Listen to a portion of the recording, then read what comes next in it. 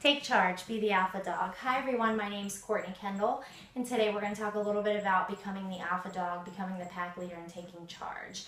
Now, just about every person in this world comes in contact with a dog at some point in their life.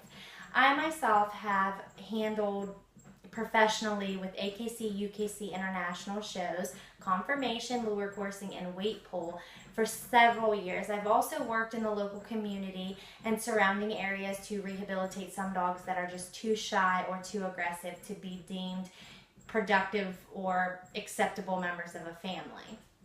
A few things to remember about every dog. First, every dog wants to be the alpha dog. He strives to be the alpha dog. He lives and breathes to be the alpha dog. Number two, 90% of communication between dogs is through body language. So that's important to remember because I see a huge mistake a lot where people think that the dog knows what you're saying to him. The dog has no idea what you're saying to him. He learns words after a while, but it's basically just through repetition.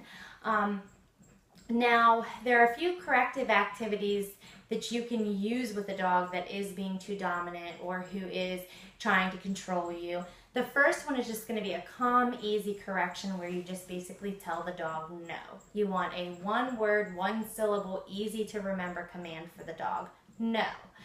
If the simple no doesn't work, we're going to move on to the physical correction, which is basically where you firm up your posture. You're going to deepen your tone a little bit, and you're going to make a physical correction. Take your 4 fingers, and you're just going to basically tap the dog on the side or, somewhere that is going to get his attention. Now, you don't want to do this too hard to hurt the dog. Just a little tap is enough. And if that doesn't work, we're going to move on to the third step, which is the explosive correction, which is basically where you just raise your tone, go into that authoritative voice, and you're going to make a commotion, sort of stomp your feet at the dog. You're going to make a firmer connection with the dog with your physical correction. Again, being careful to not hurt the dog.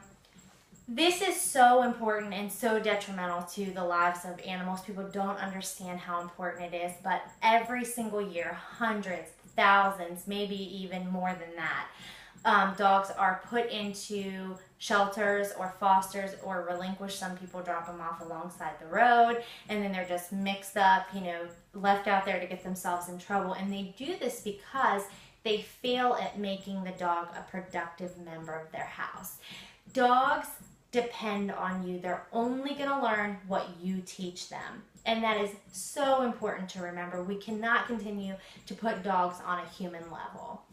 Now, with that being said, training a dog can be very much similar, I guess, to how you should respond to God and what He commands you to do. Now, you should take all the training techniques that you try to instill in the dog, and you should try to use those for the betterment of your relationship with Christ.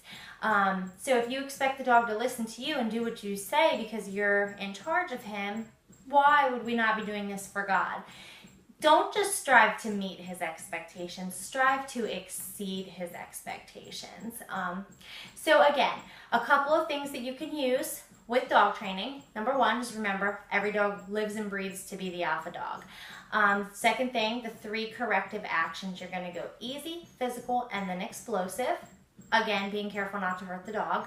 And then third and final, teach your dog in a manner and expect from him the same expectations that you have for yourself with your relationship with God.